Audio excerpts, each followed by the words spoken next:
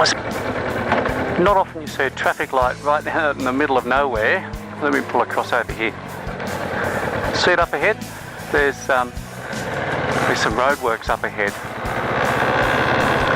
So rather than having the lollipop men that we've seen before, they've got a traffic light. How cool is that? We'll see what the roadworks are. I guess it's just where they're working on the road.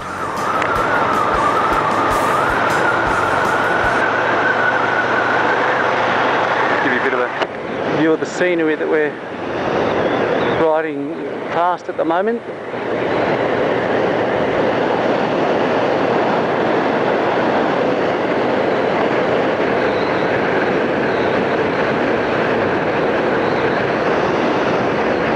It's incredibly dry out here.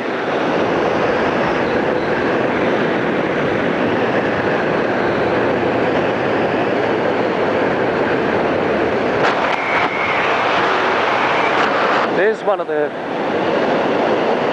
coal trains you can see on the right there, and it extends way past where that truck is. I was hoping we'd see one of these things. Look how long the thing is.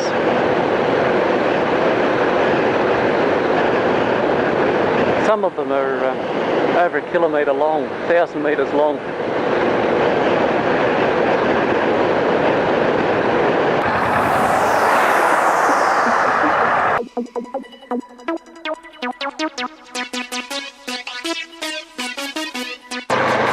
Now that Santa Claus fighting fires.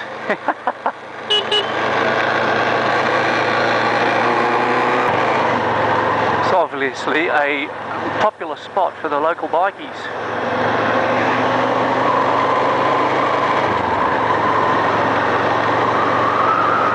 We're now in a place called Aberdeen, but not the one in Scotland. Oh no. I don't know why I did that.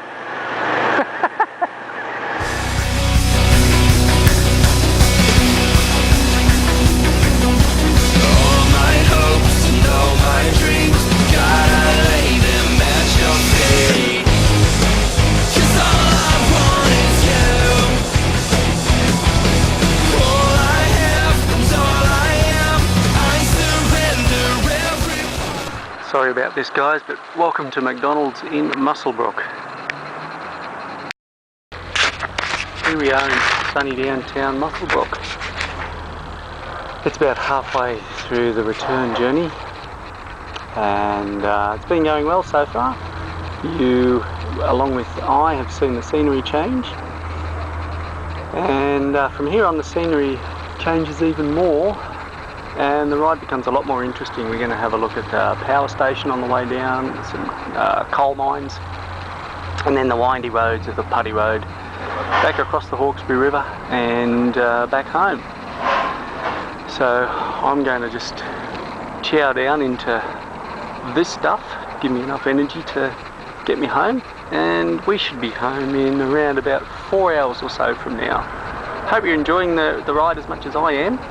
I'll see you back on the road. Bye. This is part of the Hunter Valley power generation area, and you can see a couple of huge smokestacks up ahead of us, and what I'm going to do is just pull over here for a sec and just show you the signpost here, which is designed to put people's minds at ease, where it says water vapour. Now those stacks over there are actually just putting out water vapour, and they are large enough you can actually see them from the air. There's a massive lake over there, Lake Liddell, or the power generation stations on the left there. Yeah, quite impressive structures.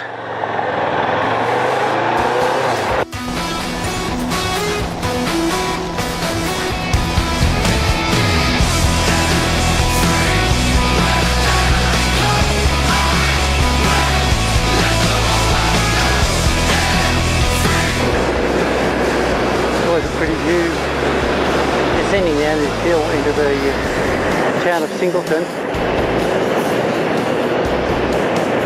And Singleton's got a few things to its name.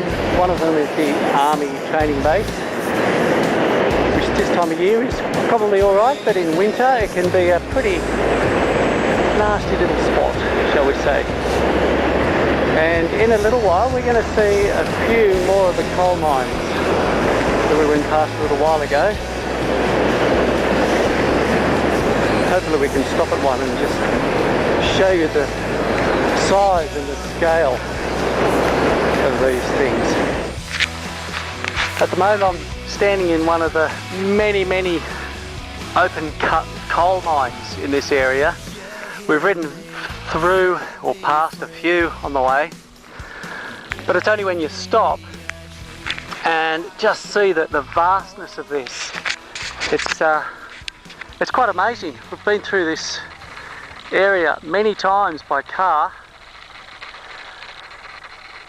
but it's only when you actually stop and you realise how big these things are.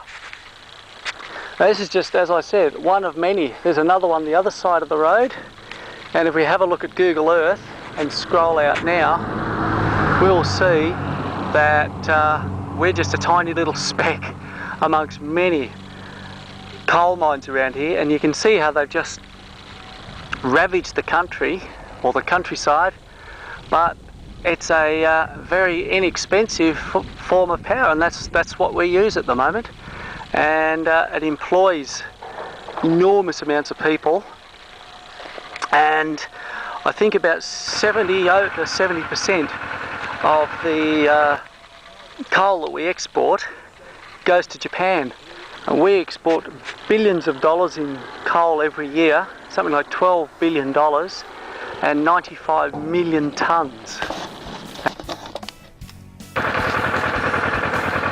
Oh, I just had to stop and take a shot of that. How many places in the world would you know are named Wallaby Scrub Road? Only in Australia.